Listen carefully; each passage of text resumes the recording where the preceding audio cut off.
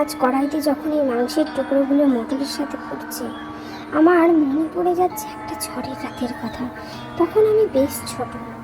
মাঝরাতে হঠাৎ আমাদের রান্নাঘর থেকে একটা অদ্ভুত খটখট শব্দ করে আসছে। বাবা মা ভেবেছিল বাড়িতে বোধহয় চোর ঢুকেছে। বাবা হাতে একটা লাঠি নিলেন আর ভয়ে ভয়ে বাবার পিছনে পা টিপে টিপে আমরা যখন রান্নাঘরের দরজায় পৌঁছালাম, তখন জানালা দিয়ে বাইরে চিরুতে আলো এসে পড়েছে ঠিক উনুনটার ওপর। কিন্তু ঘরের ভিতর যা দেখলাম তার জন্য আমরা কেউই প্রস্তুত ছিলাম না।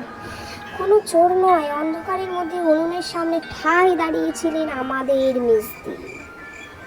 আসলে হয়েছিল কি, সেদিন দুপুরে বাড়িতে মাংসের তরকারি হয়েছিল, আর মেজদি দুপুর থেকেই প্ল্যান করে রেখেছিল যে রাতে সবাই ঘুমিয়ে পড়লে উনি লুকিয়ে ফ্রিজ থেকে মাংস বের করে মটর সেদ্ধ করে মাঝরাতে বানাবেন মাংস ঘুগনি।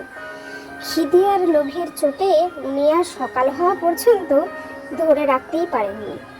ধরা পড়ে মেজদি তো সেই হেসেই খুন, আর লাঠি হাতে বাবাও তখন আর রাগ ধরে রাখতে পারলেন না।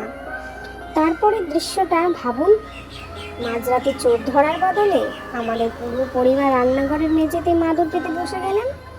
বাইরে তখন ঝমঝমিয়ে বৃষ্টি পড়ছে, আর আমরা সবাই মিলে গপগপিয়ে খাচ্ছি মেজদির হাতে সেই ধোয়া ওঠা গরম গরম ঘুগনি।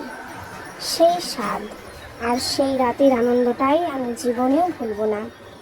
আজ যখনই আমি নিজের রান্নাঘরে এই মাংস দিয়ে মটর ঘুগনিটা বানাই, আমার ঠিক মেজদির সেই মাঝরাতের চুরির কথা মনে পড়ে যায়। খাবার তো রোজই খাই, কিন্তু স্মৃতির মশলায় মিশলে সেই স্বাদের খাবার তো আর হাজার গুণ বেড়ে যায়, তাই না?